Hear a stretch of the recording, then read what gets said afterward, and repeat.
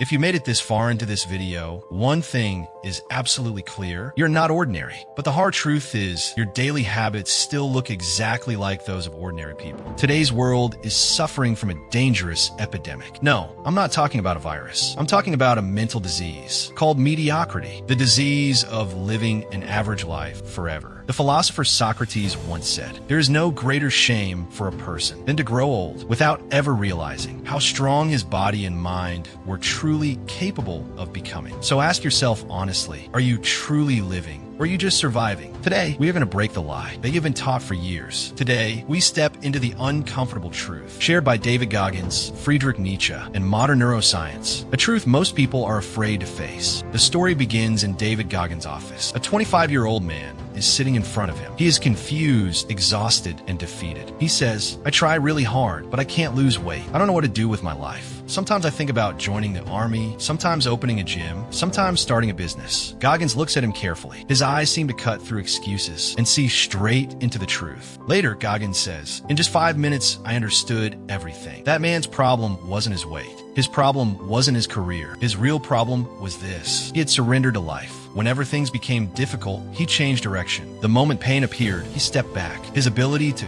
face challenges was already dead. And that is mediocrity, just getting by somehow, protecting comfort at all costs." Now ask yourself, doesn't this story feel uncomfortably familiar? What we taught from childhood: study just enough to pass, find a job with minimal stress. We have turned comfort into a god. But psychology reveals a deeper truth, something called the frog brain bias. Your brain, especially its primitive part, was not designed to make you great. It was designed only to keep you alive. When you take risks, your brain screams, "Stop, it's dangerous." When you try to wake up early, your brain whispers, "Go back to sleep, you're safe." You're not lazy. You're simply a slave to your biology. And mediocrity is the name of that slavery. Friedrich Nietzsche said, "Become who you are. Become who you truly are meant to be." And that person is not born in comfort, but forged in the fire of struggle. Neuroscience confirms this. Stanford scientists discovered that a part of the brain, the anterior mid-cingulate cortex, grows only when you do things you do not feel like doing. When you go to the gym, even when you're exhausted. When you take cold showers in winter. When you work hard despite having no motivation. That is when your willpower strengthens. If you're not struggling, your brain is literally shrinking. So the question is, who are the 1%